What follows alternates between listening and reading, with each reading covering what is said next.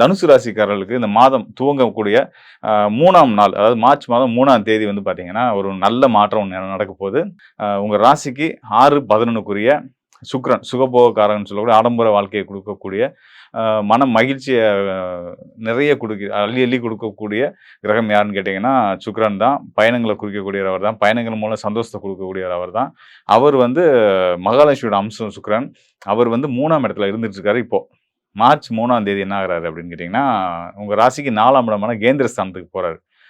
கேந்திர ஸ்தானத்துல இருக்கக்கூடிய சுக்கிரன் எப்பயுமே நல்ல பலன் தான் செய்வாரு.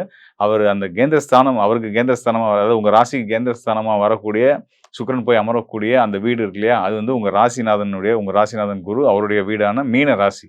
மீன ராசியில சுக்கிரன் அப்படின்னா, அவர் உச்ச பலம் அடைகிறார்ன்னு அர்த்தம்.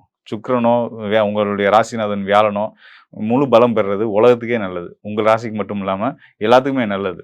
ஸோ அப்படி ஏன்னா முழு சுபர் இல்லையா 2 பேரும். சுக்கிரனும் சுபர், வியாழனும் முழு சுபர் தான். ஸோ அந்த வகையில ஒரு நல்லவங்க நல்ல பலமா இருக்கிறாங்க அப்படின்னா எல்லாத்துக்குமே நல்லது தான்.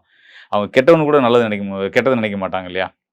ஒருத்தன் ரொம்ப ஒரு அயோக்கியனாவே இருந்தா கூட, சரி உன் தப்ப உணர்ந்து நல்லா இருப்பான்னு தான் சொல்லுவாங்களே தவிர்த்து, நீ கெட்டு போடான்னு சொல்லுவாங்க, வாயால சொல்ல மாட்டாங்க. அதனால வந்து சுபகிரகங்கள் வந்து பலம் பெறுறது உலகத்துக்கே நல்லது.